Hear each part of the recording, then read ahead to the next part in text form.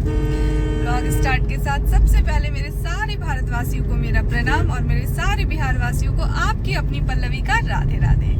और गाड़ी में बैठे हुए हैं, देखकर आप लोग समझ ही गए होंगे कहीं जाने का प्रोग्राम है। तो आज हम लोग निकले हैं मरीन ड्राइव के लिए और जाकर वहाँ दिखाएंगे जो कुछ भी हम लोग देखेंगे वो सारा चीज आप लोग भी देखिएगा जरूर से।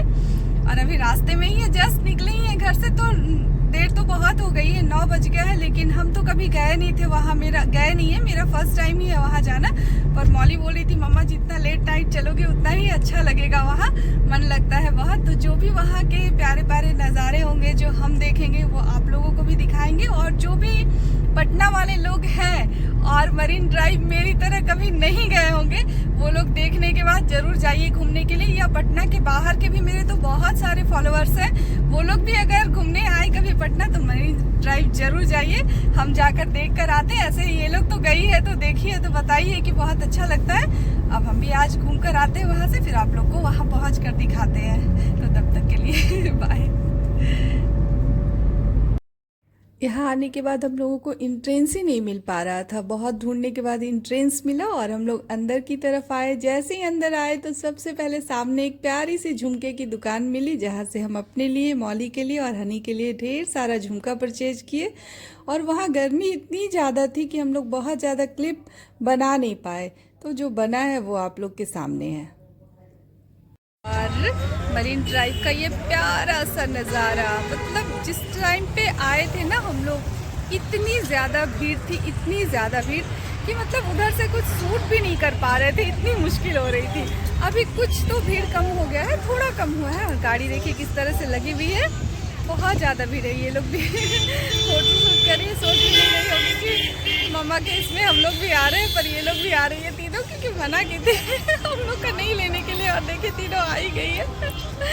और बहुत अच्छा लगा यहाँ, खाना वाना हम लोग का सब कुछ हो गया यहीं पे।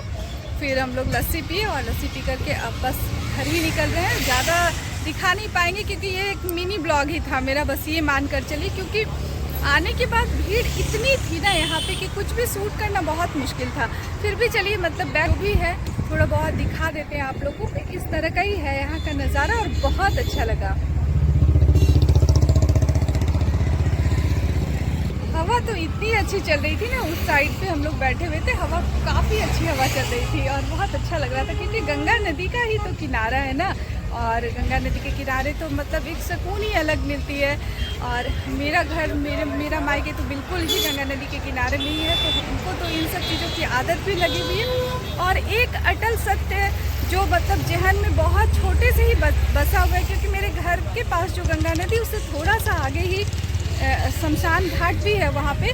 तो हमेशा ही हमको ये लगता है कि मतलब हम लोग सारे लोगों को अंत समय में यही गंगा नदी के किनारे ही आना होता है। तो गंगा नदी से ना एक अलग सा ही लगाव मतलब है। जब भी हम घर जाते हैं और गंगा नदी जाते ही जाते हैं अपने घर, मेरे घर से तो 4 घर के बाद ही है, तो बहुत अच्छा लगता है वहाँ जाकर, एक सुकून सा मिलता है, बहुत अच्छा लगता है। तो आज अब थोड़ा सा और कुछ ब्लॉग में रहेगा घर जाने के बाद, तो फिर अभी फ़िलहाल यहाँ तो यहीं समाप्त करते हैं।